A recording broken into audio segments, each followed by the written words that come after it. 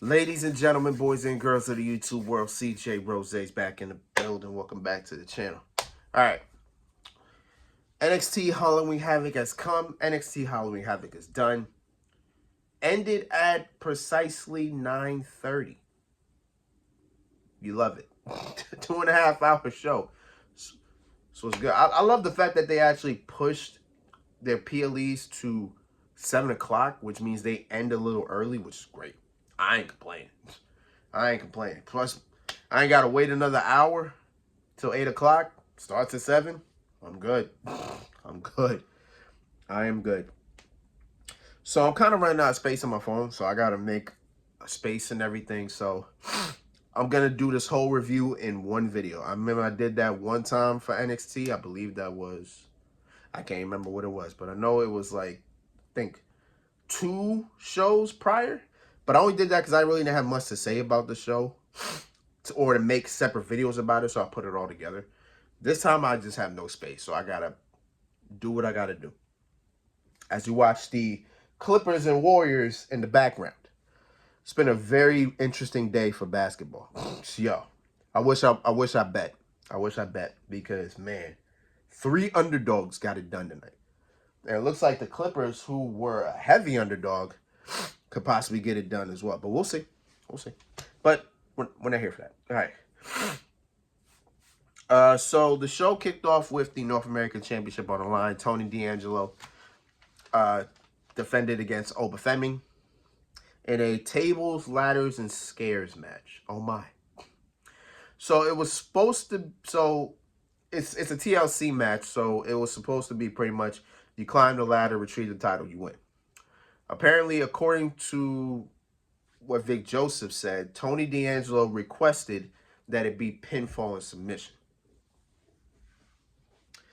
So instead of all that, we got ourselves a pinfall. We pretty much got ourselves a street fight, pretty much.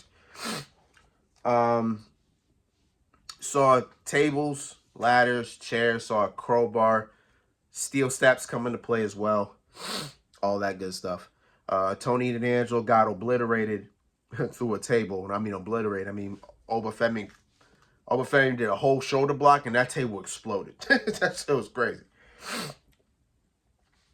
So Oba Femi gets zip ties. He zip ties Tony D'Angelo to the ring the same way he did on Tuesday at NXT when Oba Femi destroyed the family.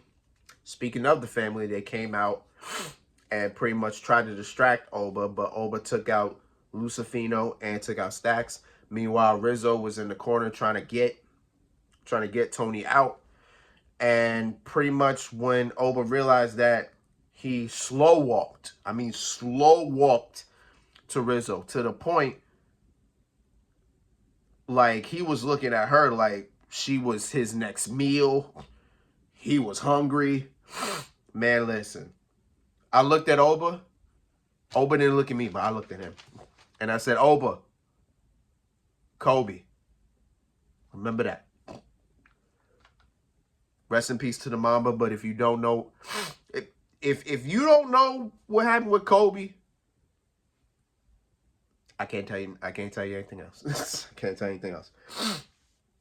But as Oba was going after Rizzo, Tony was able to free himself, and then he did a spear through the ladder. Adrenaline pumping, got Oba back in the ring, but Oba able to get a slam and then hit the fall from grace, that pop-up powerbomb that he hit. 1, 2, Tony able to kick out. So Oba was going for it again. Rizzo with a crowbar to the back of Oba's head. Lucifino with a chair to the back. Lucifino and Stacks do a shatter machine with the chair. And then Tony D'Angelo does a spine buster through the table. 1, 2, 3. Tony D'Angelo retains. I'm cool with this because it looks like it took 4 people to beat. It took 4 people to beat Oba. And that's fine with me. Perfectly fine. That means Oba is still overpowered. He is still a monster. It works out. Hopefully Oba Femi can now get a shot at the NXT Championship because that's what he deserves. All right, next match was the tag team match, surprisingly, between the NXT Women's Champion Roxanne Perez and Cora Jade as they took on Julia and Stephanie Vergere. Or Vergere. I don't know how you say that, but Stephanie and Julia. I'm telling you right now, I got $3. I got $3. And however you can stretch this money, I want Stephanie and Roxanne one-on-one for NXT Women's Championship. I want it. And based on the ending, we might just get that in the future, which I'm very happy about. So this $3, you're going to have to stretch it. You know what I'm saying? You're going to have to find a way to stretch it.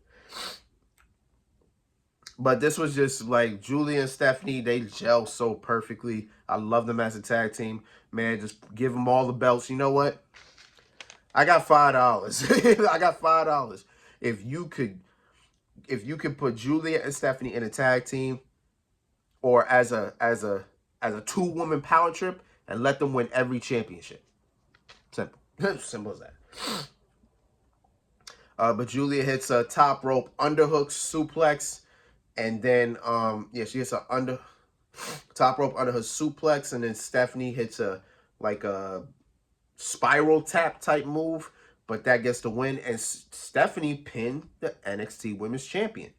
So that tells me specifically, yep, Stephanie is next in line to get a shot. When she'll get it, I don't know, but we will see. Maybe in 2 weeks in Philly. Maybe 2 weeks in Philly. We'll see how that goes. Or next week in Philly. We'll see. But before or after the match ended, Zaria made an appearance. And she was up in the rafters and she was just staring. And the only thing I can say to myself is Julia, Stephanie, and Zaria.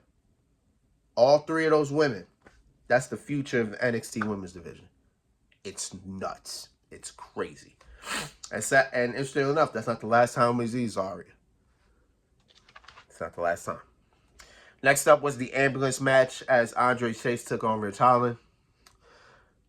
I thought it could be either one or two things. It could be either an Andre Chase U-size ass whooping or Ridge Holland beatdown. It was kind of one and the same, pretty much. Andre got his licks in, but Ridge started beating Andre's ass. So again, it was one and the same. It was like just both colliding into one. It is an ambulance match, so the only way to win is to put your opponent in the ambulance. That's about it. A stretcher was involved in this as well, so it became like a stretcher match as well. So it was a stretcher match and an ambulance match all in one. And the ambulance that they used was very small. Very small. So, damn it all. You know what I'm saying? Damn it all. We saw an impaler on the announce table by Chase. Got a pop. Speaking of pops, the biggest pop of this match was when Ridge Holland picked up a pumpkin head. And I guess the crowd was chanting, "We want pumpkins." And immediately Ridge picked that up. I'm like, what the hell? I literally thought Duke Hudson was back. I thought Duke Hudson made a return and he was getting a pop. I was hyped. I was like, yeah, Duke Hudson, let's go. Nope. And by the time I realized that is when Andre picked up the pumpkin head and it got a pop. I was like, wow. Okay. Andre on the top of the ambulance does a somersault, and it looked like he was gonna get it done. He threw Ridge into the ambulance and he was trying to close it, but then Ridge just eye ranked Andre's whole entire eye. And then from there, boom, door slam to the face, a catapult onto the bottom of the door, and a Redeemer on concrete. Just throw Andre in there, close the door, Ridge Holland wins. Cool. That's all I can say. Cool. Next match. And the surprise of the whole night was the Women's North American Championship on the line as Kelani Jordan defends against all 3 members of Fatal Influence. All 3. because they got spinner's choice. They spun the wheel. Fatal Influence spun the wheel on Fatal Influence spun the wheel on NXT, and it landed on spinner's choice. And we didn't find out specifically what they chose, so we waited until the pre-show. And we learned that it was going to be a gauntlet match. So again, against all three members of Fatal Influence. Jasmine Nix started. Kalani got her out of here maybe about a good 6 minutes. Hits a 450, 1, 2, 3. Jasmine Nix is out. Coming next is JC Jane. JC Jane was in there a little longer, and it took Kalani to hit a victory roll to get it done. Now, before Fallon Henley could even come out, Jane attacked Kalani from behind, so she was laid out before Fallon got into the ring. And then from there they were scrapping. Yeah, they do a little scrapping here and there. Kalani was going for the split-legged moonsault that she does. Forgot what she calls the one-of-a-kind moonsault. I think that's what she calls it. Jasmine Nix got she hits the split-legged moonsault. Jasmine Nix interferes. Nix gets down. Kalani covers Fallon. Fallon kicks out. So then Kalani gets up again. JC Jane gets involved. She kicks JC Jane off. Kalani goes for 450, knees up, and then Fallon hits a kick. I don't know what type of kick it is, but she hits a kick. 1, 2, 3. 1, 2, 3. Meaning, Fallon Henley is the new Women's North American Champion. As I said, surprise of the night, because I didn't see it coming. Didn't see it coming. But yeah, she gets it done. Looks like Fallon's about to cut a promo. Lights go out, and the music we heard before comes on again, which means Zarya is back. And she appears behind Fatal Influence, and then she just beats all three of those women single-handedly, which tells me that Zarya is coming for the Women's North American title. I'm with it. I ain't mad at it. Cool. Speaking of Zarya, we learned that we are going to see her in-ring debut this coming Tuesday. So that should be fun. Get to see what she can do and what she will be able to provide. Cool. And now we're here at the main event. The NXT title on the line. Trick Williams versus Ethan Page for the NXT title in a Devil's Playground match.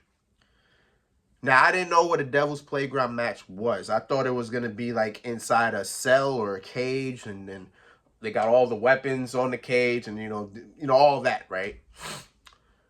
Instead, it's literally a false count anywhere match. That's literally what it is. Like, it's a false count anywhere match with a title on it. Like, with a name. That's it, right? But then Vic Joseph explained on commentary that the first ever Devil's Playground match was Johnny Gargano versus Damian Priest back in 2020 for the North American Championship, where I believe Johnny Gargano won his third NXT North American Championship that night. I was like, oh, wow. And I remember that match too. I didn't know that was a Devil's Playground match. So I was like, oh, okay. Okay, cool. Again, it's a false count anywhere match with a name on it. It's literally what it was. So we saw chairs, steel steps, chairs, steel steps, a bag, that velvet bag that for some reason WWE keeps teasing, like, oh, there's tacks in here. There's no thumbtacks in there. Instead, there was nuts and bolts that you put that helps set up the ring. I was like, they got it, like, they just got grab the bag and just dump it at this point in time. There ain't no point to keep holding the bag and have me believe there's something in there. Because more times than not, there's nothing in there. Like, nothing worth of suspense in there. So I'm just like, damn, can we stop doing that? You know what I'm saying? Can we stop doing Yeah, I think it's pretty much all the weapons we saw, really. Ethan Page hits this Ego's Edge through the announce table with him stepping on the steel steps, so it kind of made it look like a super Ego's Edge. And as Trick Williams is there, he's bleeding from the mouth, so it looks like either he got hit in the mouth or maybe he got internal bleeding. And the ref wanted to stop the match, and the doctors were checking on him. It was almost like the ref was gonna stop the match and award Ethan Page the title. But Trick Williams got up. He was like, nah, we ain't doing this. So he gets up, and the match continues. Trick gets in the ring. Ethan Page grabs him, hits this scoot slam on the steel steps. And the only thing that was going on in my mind was Drew McIntyre, CM Punk Hell in a Cell. When Drew McIntyre went for the Claymore, he missed, and his lower back hit the steel steps, hit the side of the steel steps, or the edge of the steel steps. And I was just like, damn. I was like, that's gotta hurt. That's gotta hurt. So Trick Williams is laying on the steel steps. Ethan Page grabs another step.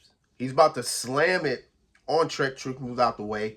Then Trick hits the bookend / rock bottom / Uranagi on the steel steps. Boom. So then Trick got the steps again. He's got steps again. So he's got the steps. He's about to hit Ethan Page with him. Boom. Low blow. Goes low. Then Ethan Page just starts slapping Trick. Slapping him. Even though Trick said really loud, slap me. Like mad loud. It's like, slap me. And Ethan Page starts slapping him. I'm like, bro. Yo, one of my followers on Thread, one of the people I'm following on Threads made that video. I was like, it's crazy. I was watching the match, but I didn't even notice that he said that. And I was like, damn, that's funny. So Ethan Page starts slapping him. So then Ethan Page got the steps. So he's about to hit. So he's about to hit Trick with the steps. Boom. Low blow to Ethan Page. Trick Williams backs up. Boom. Trick shot. 1, 2, 3. Trick Williams retains. The segment that those two had, they made it seem like there was going to be blood and violence. I saw pain. I didn't see much violence. And I didn't see blood. I mean, Trick was bleeding from the mouth, so I guess that's probably the best blood I was going to get. So it is what it is. So Trick Williams retains, and at this point, he is 3-0 against Ethan Page. Damn shame. Damn shame.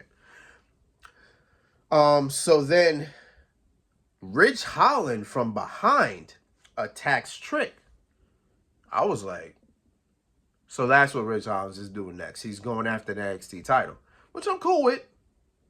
I believe I'm cool with that. And then Ethan Page pretty much gives Trick to Ridge. Ridge hits the Redeemer. Then Ridge picks up Trick and he gives him to Ethan so Page can hit the Ego's Edge.